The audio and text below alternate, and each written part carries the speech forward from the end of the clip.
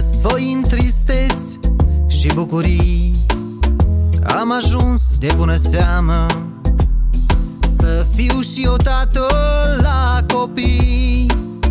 Dar mi dor de a mea mamă, lacrimile-mi curg și roaie și-mi trec fiori prin mine. Mă întorc la tine, mamă, anii să-i petrec cu tine. Iartă, mamă, vremea, iartă ceasul, să ajung la tine, îmi grăbesc chiar pasul. Iartă, mamă, fiul, iartă fiica, îți aud iar plânsul și mă apucă frica. Tristă, îngândurată, cu privirea plândă, tot aștepți copiii să te mai cuprindă. Îi aștepți pe toți să se întoarcă acasă, grămăjoară să vă așezați la masă.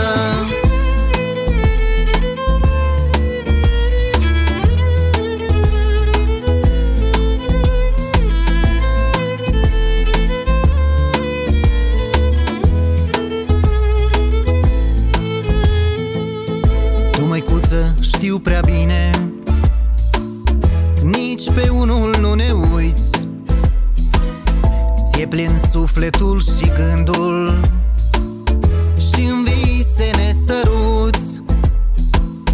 Te văd, mamă, ca în oglindă, chiar departe de ai fi.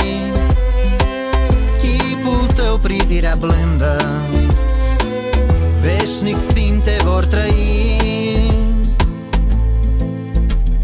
Iartă, mamă, vremea, iartă ceasul, să ajung la tine, îmi grăbesc chiar pasul. Iartă, mamă, fiul, iartă fiica, îți aud iar plânsul și mă apucă frica.